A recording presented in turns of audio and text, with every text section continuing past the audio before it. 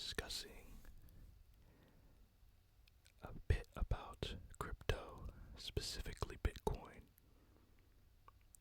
So, I am currently at the beginning of my investing journey, and today, July 11th, 2025, and technically July 10th, 2025 as well, have both been very, very, very prominent days for Bitcoin in the market. According to many articles that I've read, Bitcoin has been able to reach its all-time peak in these past 2 days, hitting around $119,000 per Bitcoin, which is absolutely insane. And right now, my average buy-in price since I've started earlier on this year is about $103,000. So that's a significant jump in percentage gain for my small portfolio of crypto so far. But just seeing the strides that Bitcoin has been able to achieve is really exciting. As someone who likes, futuristic concepts and whatnot, it's amazing to see how crypto is really starting to build its momentum in the space of finances. And,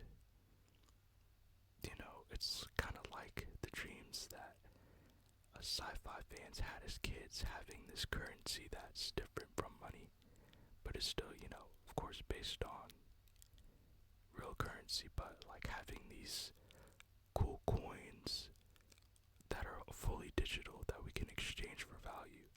It's just really cool. And the creator of Bitcoin, I believe his name is Satoshi, or their name is Satoshi, since the person itself is unknown, I believe. They really were a very intelligent person to have kind of invested in the future once they coded Bitcoin, got their shares or got their coins, and then, they just released it, and it's been an upward spiral for them and all the people who got in back in, the early days. I believe back in like 2007 or 2010, one of those dates, but they've made a fortune even if they bought like 10 Bitcoins for like, I don't know, 30 cents or however much it costed then. Geez, like, think about it. It peaked at 119K today. So just imagine if you had bought 10 Bitcoins for 30 cents. It's $3. And then, let's see, so 07, 18 years later, you look in your account and you have $1,190,000. That'd be absolutely insane. That's crazy year-over-year returns. I think I was doing a ChatGPT analysis of crypto when I was beginning to invest in it, and I believe they said the average is about like 30 to 40% per year on average. So of course, Bitcoin has had some pretty major,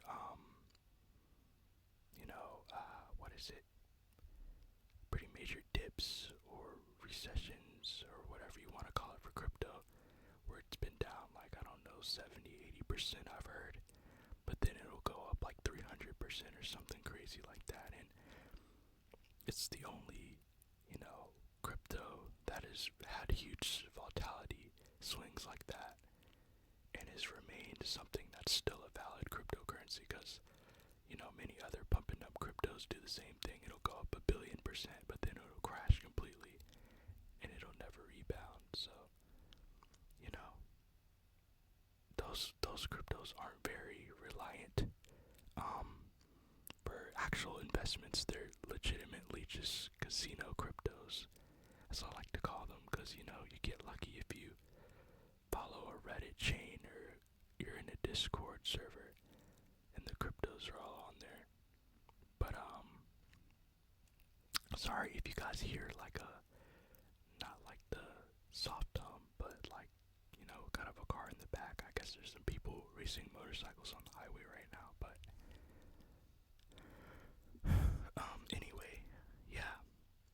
So, but yeah, no, as far as Bitcoin goes, and I guess Ethereum as well, those are the two solid blue chips right now in the space of crypto, and to me, they're pretty exciting. I think, you know, I believe that Bitcoin really has a future with its half-lives and it only being able to have 21 million Bitcoin, and I believe we're already at like 19 million mined. I believe Satoshi had it coded that the last Bitcoin would be mined in 2040. I mean, my bad, 2140, which, I mean, unless we have life extending potions by the time I'm elderly, I probably won't even be here. So yeah, I mean, that's honestly amazing, and I think let's see, I'm gonna go on Yahoo Finance. Go on Yahoo Finance, Yahoo Finance, Finance.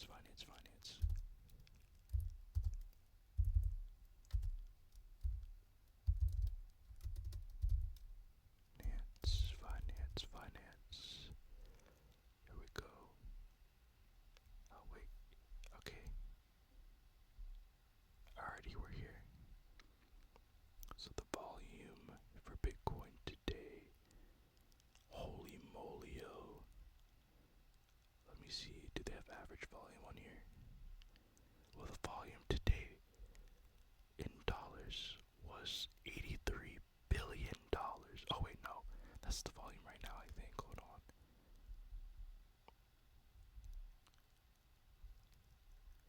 Either way, though, $83 billion.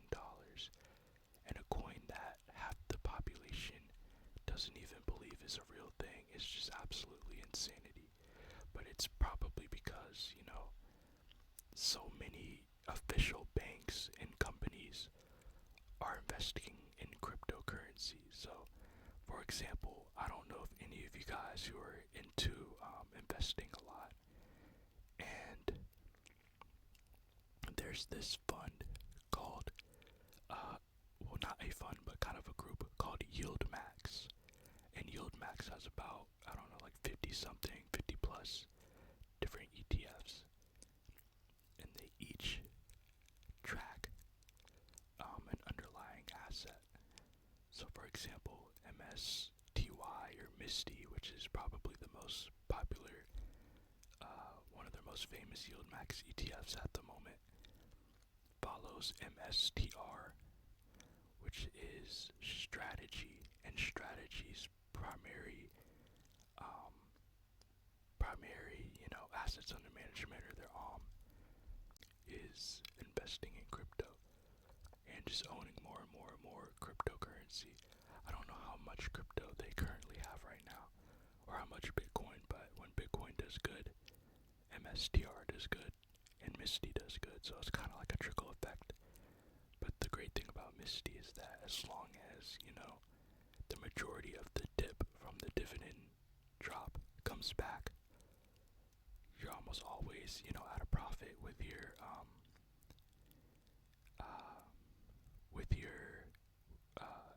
NAV, and it can drop over time, but with reinvesting dividends in a solid strategy, you can definitely be in profit. And by the way, I'm not giving, any official financial advice or anything like that. I'm not a financial advisor by any means, but this is just really ideas and what I've seen so far from these funds. But yeah, so let's see, where was I? Okay, yeah, Bitcoin. So yeah, just seeing the strides with Bitcoin, and this is why I'm at least, gonna allocate a small percentage of my portfolio going forward, maybe like 5-ish%, because, the returns each year on average are so large, you really don't need to put in that much money for this fund to compound like crazy over 10-20 years. And of course, 40% is since inception, so this includes humongous swings in the past that Bitcoin has had. So I'd say maybe 20-ish% or maybe 25 going forward could be pretty reasonable because it's so scarce. But I also have a smaller position right now in Ethereum and XRP. And XRP, along with Bitcoin and Ethereum these past few days, has made some significant strides. I got my average down to about 2.2, and I think it hit 2.9 earlier today, which is pretty cool to see. And another great thing about crypto is that the market is 24/7. So when the normal market cools down, well, not cools down, it just shuts down completely after Friday or today. I can still look over crypto during the weekend and make some moves with that. So that's why, another reason why diversifying into multiple assets is really fun. And it just exploring right now, So right now, crypto is only 5% of my portfolio. So it's, I'm just making sure I get that exposure to it. And it doesn't have to be, you go all the way in. You're like, oh, okay, Bitcoin's doing good. I'm putting 70% of my investment funds into Bitcoin. You don't have to go all the way. That'd be very risky. And unless you're, willing to take or watch a lot of your money go through serious volatility, I highly recommend you do not do that by any means. But putting a little, 2 to 10%, can really make a difference long term. Just, keep that exposure into an asset that the world has never seen before. I mean, of course, it's seen it for the past like 18-ish years, but it's a new form of currency, so getting into it is pretty cool. But yeah, I mean, and with AI and ChatGPT and other artificial intelligence tools, you can use that to help not only learn about Bitcoin, but also develop strategies for how you want to invest into Bitcoin or crypto, and actually just investing, period. I used ChatGPT to brainstorm ideas and run mock scenarios of how I wanted my investments to look. With my actual long-term portfolio, my yield max strategy, and crypto, and even my high yield savings account. So just having those four, kind of monetary armies fighting for me all at once, just dumping my money into each one and knowing what each one does and what the purpose has. ChatGPT has helped me a ton with that and developing mocks, and to the point where it got so interesting, I would just, sometimes, like around now, before I started this channel, I would just run mock scenarios like with ChatGPT.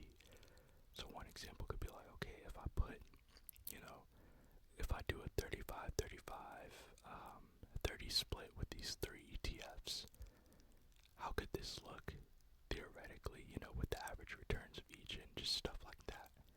Whereas I could do it on paper, but the math would take me multiple days, even weeks sometimes, to have a solid strategy and a lot of calculations. And it would be just as fun, but, now we have these tools that we can utilize, and have at our aid to help speed these processes faster. So instead of it taking me about 3 weeks, not 3 weeks, like 3-ish days of constant, consistent calculations for mocks, I can get the answer in like 3 minutes and then fully analyze it. Use that time or like that next hour to really analyze it and then create the strategy for myself. And then of course, I can then mend it to what fits me perfectly. And going forward, I will, I'm going to make more videos, more finance-based videos about ETFs and what they are, and what are some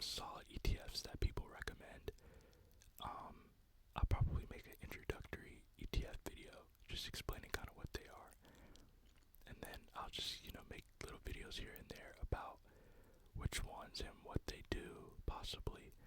Of course, I'm gonna make a video of the ones that I currently hold. I currently hold 3.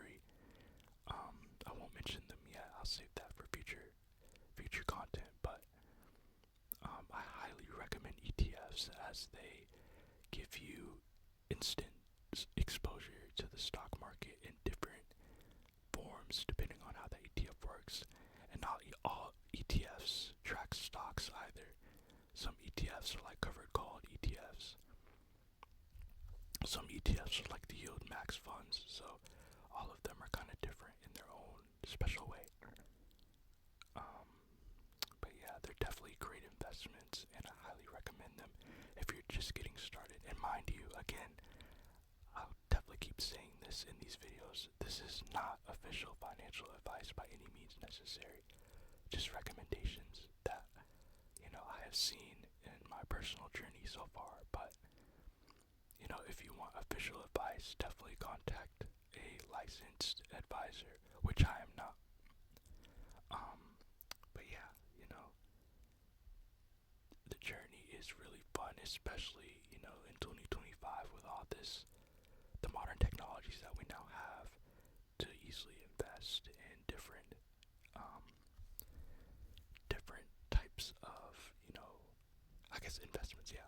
How easy it is to invest in different types of investments. So I primarily focus on stock market-based investments, but the beauty of, modern investing is that you can easily get into other types of investments as well. So, for example, if stocks aren't really your thing, or managing businesses, or just income-based, income-focused or money-focused investments, there's some platforms where you can invest in musical royalties, like, songs on TikTok that blow up. You can invest directly into a song or something. I heard, you can create like a music portfolio and everything, and some portfolios perform with an S&P 500 average of 8 to 10%, some even hitting 12, 15. You can get that out of a really curated ETF, the 12, 15% annual return. But you just have to, with returns, it's kind of like a yin and yang. The more potential return, the more volatility, which usually means when downturns happen, or when, your portfolio gets hit, it will go down more it'll go up more with the expense of it going down more when things go wrong. So for example, the covered called ETF I have only appreciates very, very slowly at 2 to 3% honestly annually. And you might be thinking, well, why would you want to hold, an ETF that appreciates at 2 to 3% a year? That's literally, I can get that out of a bond or a high yield savings account, which you can. But the contrast is that this ETF, since it's a cover called ETF, it pays out a high dividend yield of around, I believe, 12% right now. So hearing that, some of you may be able to guess what that ETF is off of those two metrics. But the good thing is, dividend yield is taken out of the stock price. So if that happens and it still has a appreciation of 2 to 3%, you're golden, because that means that whatever yield is taken out of the price, it's going to recover plus some, which means the real yield, before taxes on dividends that you have to pay, is around that dividend yield minus expense ratio. Oh, okay. Dividend yield plus appreciation or capital gain minus the expense ratio. That's your total gain. That's your real return. Or your total return, my bad. Your real return will be what it is after taxes, and then usually after inflation as well. But I'll kind of go more into depth with that stuff as well. And anyone in the comments, please, please, please, please, please correct any, information here in these videos that seems a little off. This channel is ultimately for us all to learn and all to express ourselves and our ideas. So please feel free to do that. If you guys hear anything that may be off, or that you really like and you want to add on to that as well, I'm open to it all. But yeah, so I'm getting a little off track from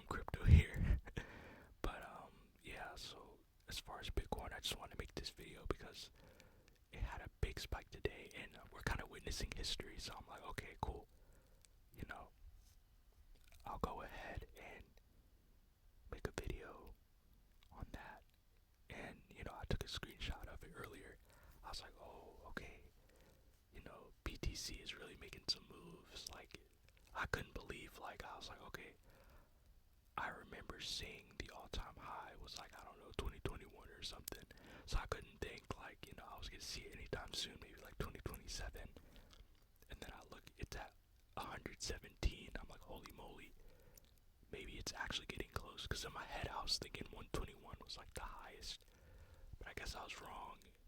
And it hit 119 today, 119,000 per coin. So that's amazing. And that's really, really good to see that, you know, crypto is really stamping its footing, you know. And I know currently, so XRP was fighting some legal suits or some lawsuits for some reason. I really don't know much about that. I saw an article about it on Yahoo Finance. But just like the attack on crypto, like the cryptocurrencies are continuing to pull through.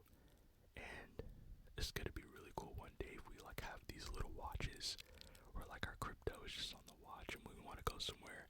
If it's like, you know, the price of XRP is like $3-ish, you can buy, oh, okay, I'm gonna use my XRP coin to buy this.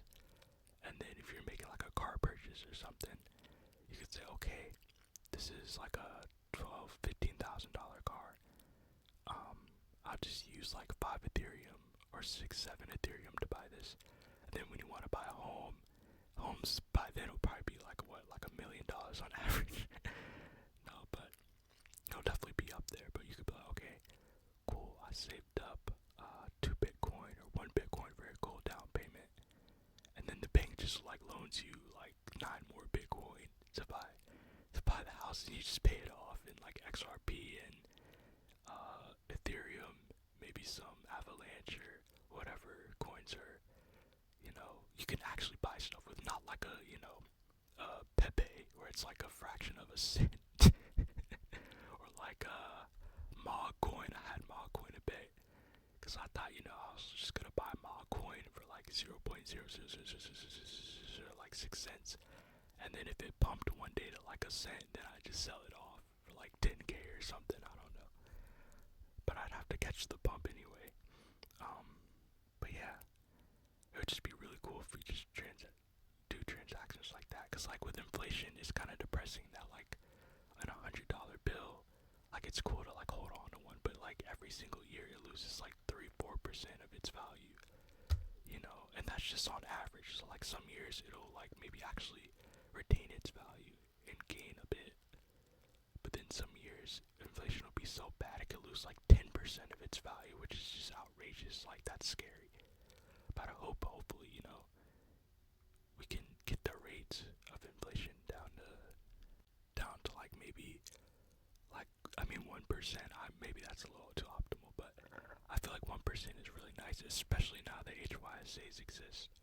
I feel like people who unfortunately were caught by not having, you know, investments, because the truth is, you know, these accounts didn't exist like 5-10 years ago. So like, if you weren't investing, I don't know, and not just stock market investing, but like investing in something to make your money grow. It could be real estate, it could be a business, it could be, I don't know, like you loan out your money. You could have your own kind of like insurance thing going on. You give people money and then they pay you back plus interest. But like if you weren't doing that, like you couldn't even protect your money. So like with modern technology and online banks, people who don't even want to invest can, you know, have a way to, you know, make their money work for them, which is really, really, really awesome in my opinion. Because, you know, this stuff isn't for everybody, and a lot of financial, I mean, okay, I won't lie, I feel like everyone should try and throw in at least 150, 200 a month, and like a really, really broad index fund that like, you know, maybe just tracks the S&P 500 or the Russ or just something simple, and just throwing a bit of money, you know. But the truth is, investing is not for everyone, and HYSAs provide a space to where people's money can grow so that they can at least beat inflation or go toe to toe with it, or have a leg up, because, most HYSAs or high yield savings accounts, if y'all, haven't heard of that term yet, most of them pay maybe like 3.5 to around 5%. And if inflation's higher than that, then of course, it won't beat it, but it'll at least hedge your money to where when inflation is actually like 1% for a year, or maybe even negative inflation, you're at a pretty nice gain. And if it's, 3 to 5%, you're breaking even, which is really good. So I think HYSAs are a great first move for people who are just getting in to really managing their own finances and stuff. But yeah, as far as like Gen Z and like, Gen Alpha coming up, we really gotta take advantage of this stuff, because with our generation, as of now, we're gonna have it the most difficult in buying in things, or our purchasing power is the lowest amount of any generation probably right now. I mean, guys, the average house is like $450,000, which is crazy. I mean, like, if you just want to buy a home, you have to spend a freaking fortune. In like 10 years, we're going to be spending more than $500,000 for a home. Like, that's outrageous. But, it is what it is, I guess.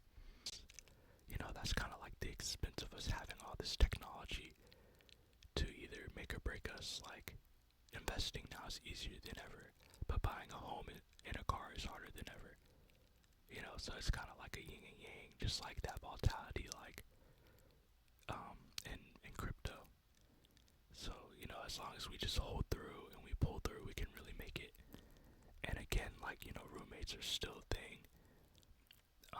I mean, I think we're getting to a point where down payments are going to be so freaking high. Like, you can honestly make a fortune just renting. The bad part is, rent will probably rise, too, with prices. But, yeah. But yeah, not to get too cynical about the economy and stuff. And I'll make economic videos as well, the current states of the economy and whatnot on this channel. So that'll be something to look forward to if you guys are into that. And of course, comment if you want to engage and stuff. I want to hear you guys' ideas and see what you guys feel about, all this stuff that's talked about on here. Fostering that social connection, part of why I made this channel was to just, increase my socialization and share ideas. So I want you guys to feel like, this is a good space where you guys can do that as well through comments. So I appreciate, all solid, constructive, and positive comments that are made. So, don't be afraid to share your ideas on here. But yeah, so, I just thought,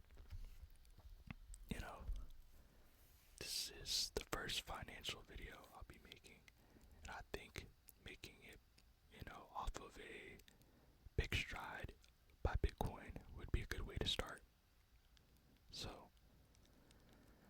yeah, but, yeah, I guess we can also talk a little bit about Ethereum as well, and the strides that it made today. So I believe, let's see, I'm gonna go on here, type in Ethereum.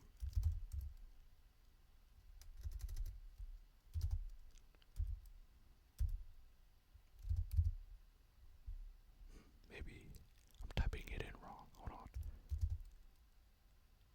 ETH, right? Ethereum. Oh, I put an I instead of an E. My bad. It's 3 E's in Ethereum. Okay, so let's see what Ethereum's all-time high is. Nope. Okay, so Ethereum did not hit an all-time high. My bad if I said that, y'all. Its all-time high is 4,000. Wait, maybe it'll say it on here. Its all-time high is, what, 4,600 something. that's like double my average buy-in price, so that's insane. And this, of course, was around 2020, the end of 2021. Yeah, October 2021 is when it hit 4,600. And today it got up to, let's see, one day. Its peak today was around 30,030 something. So that's pretty good. And it closed, well, not closed, my bad. It's crypto, it doesn't close. So crypto is goated, but it is currently right now, as I'm making this video at 10:18 at night, it is at 2,965. So it is continuing to work while we sleep, as we love that terminology in the finance space. But yeah, it is working while us and our assets in the normal market are taking a rest for the week. So that is why these assets are very special, as they always are getting that work in. But yeah. So I don't know if any of you guys have experience with this, but I've been thinking of, as my crypto grows over time, I've been thinking of getting a crypto wallet or like a crypto storage. I think that's what they call it, cold storage.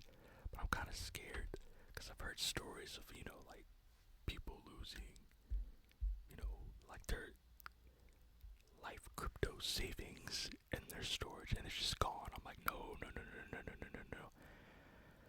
That is not gonna be me. I cannot lose whatever I put into crypto, in a storage. I just can't do it. But yeah, I mean, they look really cool though.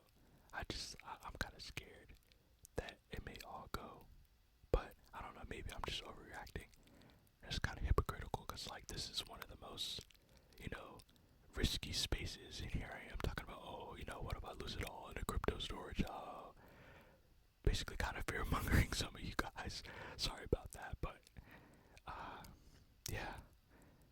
But they look awesome, though. I mean, a crypto wallet is, like, so cool. Like, you just open it, and you have these digital coins on it. That's that's awesome, honestly, in my opinion. But, yeah, that's definitely a thing as, crypto becomes more mainstream. And I believe, like, big banks, like I heard, like, JP Morgan, I believe, they've invested a lot in crypto recently. I'm hoping, Wells Fargo, the OGs for me, can, maybe get into that. I haven't read any articles of them really doing that yet, but, yeah, we'll see if they get into that.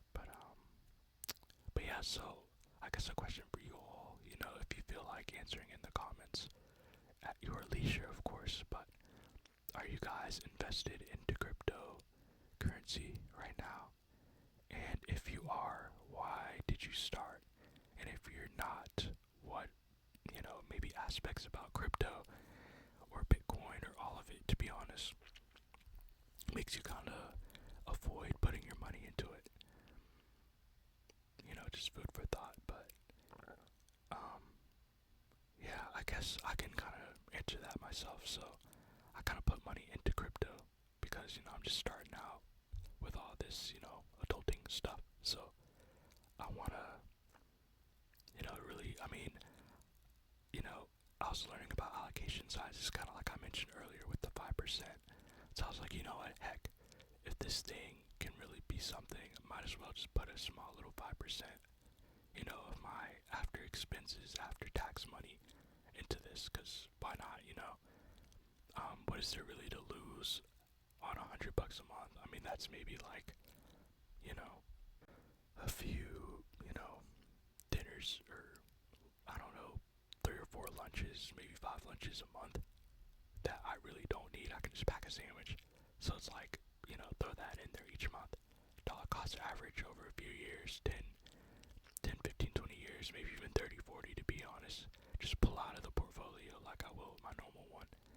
it's like, might as well, if the returns are so large, I really don't have to put that much in. So that's kind of like why I started. And I could get like,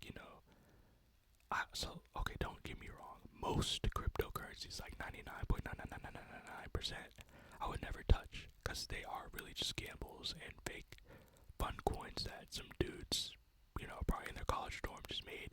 And we're like, hey, we can make a crypto, why not? But it doesn't really have any real value. But Bitcoin has established its value and has been establishing value for 18 years.